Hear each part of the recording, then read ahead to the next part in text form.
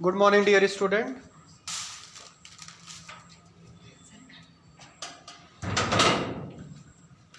Today we will watch tense, and it is also included in your syllabus, means class 9th and class 10th. So you have to watch this video very carefully. I have many time taught you about the tenses, but today I am going to do a short revision about tenses. I will not teach this lesson, means tense, very broadly. I will teach you in a brief style, means in a short way, in very hurry. So let us start tense. What is tense? I don't explain what about the tense because the definition will not come. What will come? You have to watch. First, I will discuss about present tense.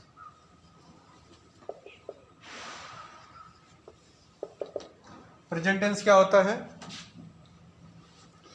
तो और आपको पता है कि tense आपके 3 है. मैं इसको बहुत आराम से नहीं पढ़ाने वाला हूँ क्योंकि उतना टाइम नहीं है, और ये भी आपको पता है कि मैं बार बार टेंसेस को पढ़ाया हूँ.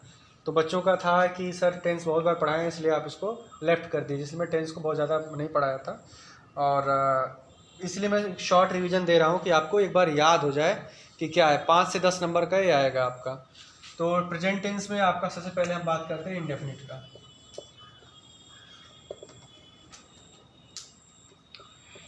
इंडेफिनिट टेंस का. तो इंडेफिनिट में क्या होता है, जो हमारे वर्तमान की आदतें हैं, हमारे जो वर्तमान के हैबिट्स हैं, इंडेफिनिट टेंस क्या शो करता है, आप लिख सकते हैं इंडेफिनिट में. इंडेफिनिट का पहचान क्या होता है? It show present time habits. यह प्रेजेंट टाइम की हैबिट्स को शो करता है. वर्तमान में अगर हम कोई काम करते हैं जो हमारी आदत है, जैसे मैं खाना खाता हूँ, मैं ब्रश करता हूँ, मैं स्कूल जाता हूँ, मैं पढ़ता हूँ, मैं ये करता हूँ, मैं वो करता हूँ, ये सब एक तरीके से आपकी हैबिट्स में आती है. तो वर्तमान में जो हमारा हैबिट्स है वो प्रेजेंट टेंस में आता है. तो ये पहचान होगी इसकी. कैसे हम इसको आइडेंटिफाई करेंगे. इसके बाद हम बात करते हैं इसका स्ट्रक्चर क्या होता है. स्ट्रक्चर, और स्ट्रक्चर किसका? अफर्मेटिव का. किसका अफर्मेटिव बच्चों? प्रेजेंट इंडेफिनिट के अफर्मेटिव का स्ट्रक्चर क्या होगा? सबसे पहले आपका सब्जेक्ट रहेगा, फिर आपका वर्ब रहेगा, प्लस यस या ईएस रहेगा, प्लस ऑब्जेक्ट रहेगा, प्लस अगर उसके अलावा कुछ आ रहा है तो एटसेट्रा में रहेगा.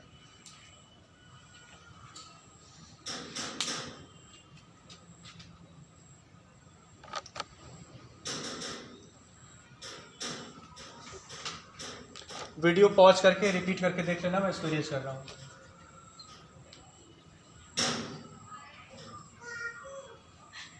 अब देखो, मैंने लिखा subject plus verb plus S या E S plus object plus etcetera. अब इसको समझना है ये क्या होता है. जब कोई सेंटेंस आप राइट करोगे उसमें सब्जेक्ट हो, सब्जेक्ट के साथ वर्ब हो, और वर्ब में यस लगा हो या ई एस लगा हो, एस हो या ई एस हो, फिर ऑब्जेक्ट हो और एटीसी हो. लेकिन ये वाला जो रूल है ये आपको नोट करके लिखना है कि this rule for only singular subject. This rule for only singular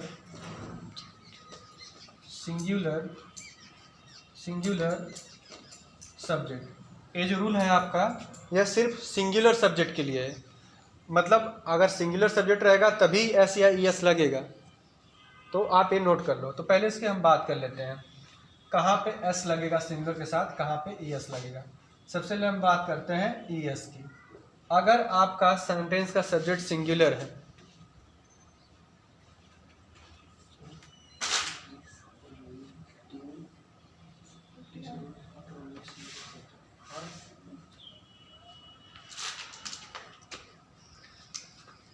चलो देखो ई एस कहाँ लगेगा. सबसे पहले हम बात करते हैं ई एस कहाँ लगेगा. तो ई एस वहीं लगेगा जब आपका सब्जेक्ट सिंगुलर होगा और वर्ब का लास्ट लेटर, ध्यान से सुन लो, मैं बोल रहा हूँ इसीलिए काफ़ी फास्ट पढ़ा रहा हूँ इसलिए क्योंकि ये बार बार पढ़ाया गया है और एक ही 2 दिन में इसको फिनिश भी करना, टाइम भी आपके पास बहुत ज़्यादा नहीं है. आपको लास्ट में अगर फिर से सुन लो, सब्जेक्ट आपका सिंगुलर हो, सब्जेक्ट सिंगुलर होना चाहिए, और वर्ब का लास्ट लेटर एक्स हो, CH हो, CHH हो, SH हो, O हो, Z हो, और कोई मिस हो रहा है क्या?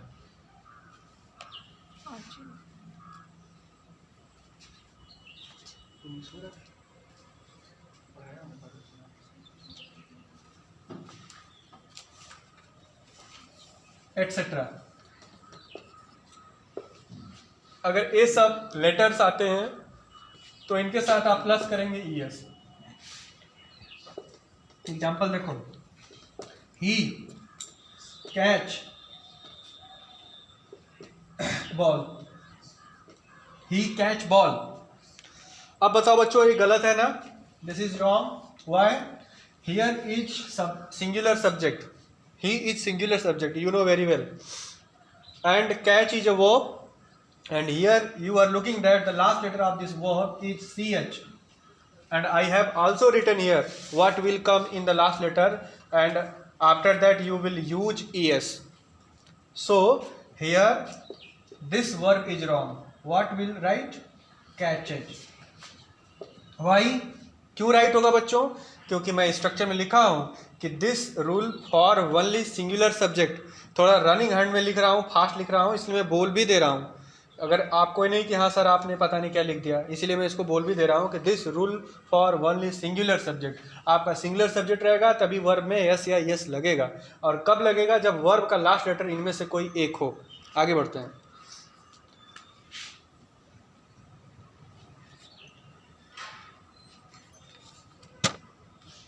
आगे एग्जाम्पल देखो। हाँ, अब रूल नंबर सेकंड लिख लो इसमें। रूल सेकंड किसमें? आप हेडिंग डाल लो प्रेजेंट इंडेफिनिट के अफर्मेटिव का सेकंड। आप डाल लो प्रेजेंट इंडेफिनिट के अफर्मेटिव का सेकंड रूल। क्विक रिवीजन है, क्योंकि बहुत ज़्यादा इसको मैं अगर पढ़ाऊंगा तो काफ़ी टाइम लग जाएगा, इसलिए फास्ट रिवीजन करवा रहा हूँ। आप फटाफट देख लो। प्रेजेंट इंडेफिनिट के अफर्मेटिव का सेकंड रूल। सेकंड रूल क्या बताता है कि when subject will be plural, जब आपका सब्जेक्ट प्लूरल रहेगा तब कौन सा रूल लगेगा बच्चों? सब्जेक्ट रहेगा प्लस वर्ब की फर्स्ट फॉर्म रहेगा प्लस ऑब्जेक्ट रहेगा प्लस एटसेट्रा। देख लो, फर्स्ट वाले रूल में यस या यस है, लेकिन जब आपका सब्जेक्ट प्लूरल रहेगा तो इसमें वर्ब की फर्स्ट फॉर्म रहेगी।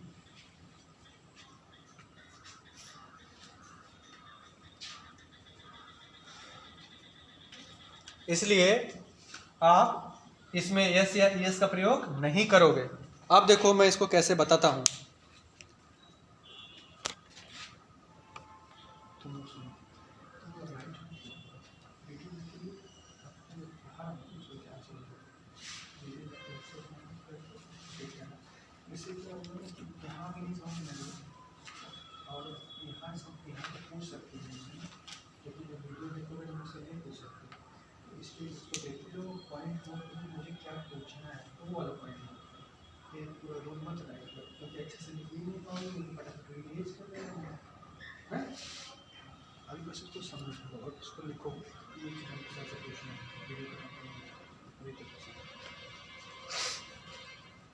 चलो आगे इरेज करते हैं। अभी एग्जाम्पल लेते हैं और हम लोग समझते हैं इसको।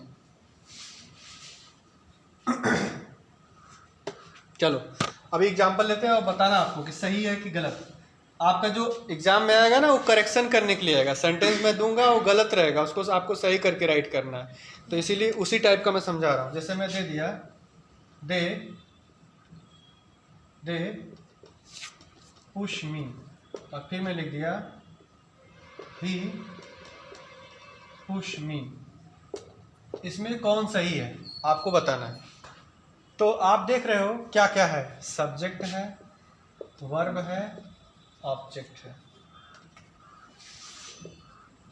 ऑब्जेक्ट है, आप देख रहे हो इसमें भी सब्जेक्ट है, वर्ब है, ऑब्जेक्ट है।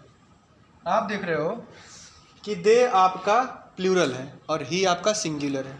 अभी आपने देखा कि मैंने राइट किया कि जब आपका प्लूरल सब्जेक्ट रहेगा तो वर्ब की फर्स्ट फॉर्म रहेगा। आपने भी राइट किया, ये देखा। तो आप बताओ ये प्लूरल है तो क्या यहाँ पे ई एस हम ऐड करेंगे? नो। न एस ऐड करेंगे न ई एस ऐड करेंगे, कुछ नहीं ऐड करेंगे। प्लूरल के साथ न एस लगेगा न ई एस लगेगा। लेकिन यहाँ पर देखो ही, ये आपका सिंगुलर सब्जेक्ट है, एस एस का मतलब सिंगुलर सब्जेक्ट। अब सिंगुलर सब्जेक्ट हो गया तो श्योर हो गया, या तो एस लगेगा या तो ई एस लगेगा। अब हमें दो चीज देखना कि क्या एस लगेगा कि ई एस। अच्छा, एस तब लगता है जब वो कुछ स्पेसिफिक लेटर बताया हूँ वो न रहे तब, जब वो स्पेसिफिक लेटर लास्ट में रहेगा तब ई एस लगेगा। अब बताओ स्पेसिफिक लेटर आ रहा है ना एस एच, मैं बताया था कि लास्ट में एस एच है, एक्स है, जेड है, तो उसमें ई एस ऐड करना पड़ेगा, तो हो जाएगा ही पुशेस मी। इसका मतलब ये सेंटेंस सही था, अरे सॉरी, ए आपका रॉन्ग था, ए राइट था। अब इसका जो ए राइट है इसका रॉन्ग, अरे यार क्या बोल रहा हूँ मैं, ये रॉन्ग है इसका राइट ए होगा। ठीक है, फिर से बता दे रहा हूँ, देख लो। इसलिए ये वाला सही बच्चों, क्योंकि ये आपका प्लूरल है इसलिए इसमें कोई भी एस आई एस नहीं लगेगा। इसलिए ये गलत है क्योंकि ये सिंगुलर है, इसमें एस आई एस छोड़ दिया गया है, तो इसका ये हो गया। ये आपका अफर्मेटिव का क्लियर है। अब मैं नेगेटिव की तरफ बढ़ता हूँ। अब नेगेटिव का देख लो रूल क्या है। आपका हेडिंग डाल लो प्रेजेंट इंडेफिनिट, प्रेजेंट इंडेफिनिट का नेगेटिव, नेगेटिव। अरे यार अब स्पेलिंग में क्या बताऊँ, फास्ट लिख दे रहा हूँ इसलिए गलत हो जा रहा है। नेगेटिव, अब नेगेटिव में देख लो क्या क्या चीज़ें होती हैं। रूल दो होता है इसमें। रूल फर्स्ट आपका ये है कि सब्जेक्ट सिंगुलर होता है। सब्जेक्ट सिंगुलर होता है तो सबसे पहले हम सब्जेक्ट रखते हैं, प्लस डज नॉट रखते हैं, प्लस वर्ब की फर्स्ट फॉर्म रखते हैं, प्लस ऑब्जेक्ट रखते हैं, प्लस एटसेट्रा जो आ रहा है सिंगुलर के साथ। रूल 2 बता रहा है, रूल 2, अगर आपका सब्जेक्ट प्लूरल, सब्जेक्ट क्या हो बच्चों, प्लूरल हो, तो सबसे पहले आप रखोगे सब्जेक्ट प्लस डू नॉट रखोगे, डू नॉट। डू नॉट को शॉर्ट में लोग डोंट कहते हैं और डज नॉट को डजंट कहते हैं, इस तरह लिखते हैं। तो डू नॉट या डोंट एक लगाओगे आप, फिर वर्ब की फर्स्ट फॉर्म लगाओगे, ध्यान दो इसमें यस यस का प्रयोग नहीं होता है, प्लस वर्ब की first form plus object plus etcetera. ये आपका रूल कंप्लीट हो गया नेगेटिव का, प्रेजेंट इंडेफिनिट के। अब इसका एग्जांपल लेते हैं और हम लोग समझते हैं। चलो अब मैं एग्जांपल लिखता हूँ और आपको बताना है कि गलत है कि सही है।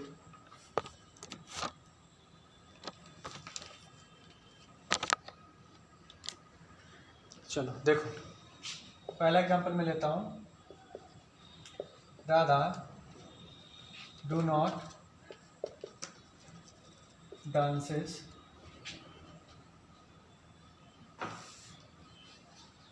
डेली। तो दूसरा में ले लिया, दे डज नॉट लर्न इंग्लिश। अब बताओ बच्चों, इसको देखने के बाद और इसको देखने के बाद क्या आपको कुछ अंतर लग रहा है, रूल के अकॉर्डिंग लग रहा है? देखो आप लिखे हो रूल नंबर फर्स्ट की सब्जेक्ट प्लस डज नॉट या doesn't plus verb first form plus object plus etcetera singular subject के साथ, इसके ऊपर मैं लिखा था सिंगुलर सब्जेक्ट के साथ, प्लूरल सब्जेक्ट के साथ है। सबसे पहले आप सब्जेक्ट फाइंड करो। राधा क्या है, सिंगुलर सब्जेक्ट। अच्छा सिंगुलर सब्जेक्ट है तो सिंगुलर सब्जेक्ट के साथ क्या आया देख लो, डज नॉट आया, तो यहाँ पे आपका गलत है, ये हो जाएगा डज नॉट। बस इतना ही नहीं, आगे भी देखो, डांसेस में लिखा हूँ और इसमें लिखा है वर्ब की फर्स्ट फॉर्म, इसलिए ये भी गलत है, तो डांस होगा। तो ये दो गलती था, हो जाएगा Radha does not dance daily. अब ये आपका करेक्ट हो गया। दूसरे में क्या गलती है, सबसे पहले देखो क्या है, प्लूरल सब्जेक्ट है। प्लूरल सब्जेक्ट क्या लेता है, सब्जेक्ट रहता है, डू नॉट लेता है। मैंने यहाँ पे लिखा डज नॉट, तो यहाँ क्या हो जाएगा बच्चों, डू नॉट। और इसके बाद देख लो वर्ब की फर्स्ट फॉर्म, तो यहाँ लर्न लिखा हूँ, उसमें कोई नहीं लगाया हूँ मैं ऐसे, तो फर्स्ट फॉर्म है, फिर जो भी है वो सही। तो इस तरीके से आपके टेंस में एग्जाम में आ सकता है। ये आपका था अफर्मेटिव, नेगेटिव। कल आपका इंटरोगेटिव को मैं समझा दूंगा। और एक काम करो, जैसे टेंस बहुत बड़ा टॉपिक है, एक दिन 2 दिन की टॉपिक नहीं, तो आप यूट्यूब पे जा कर के टेंस डालोगे तो वहाँ पर शॉर्ट में बहुत वीडियो बनाया गया है, उसको आप देख सकते हो, वहाँ से जल्दी समझ में आएगा। तो ज़रूर आप सभी लोग देख लीजिएगा टेंस, क्योंकि ये आपका श्योर है कि एग्ज़ाम में आएगा। Bye, be happy.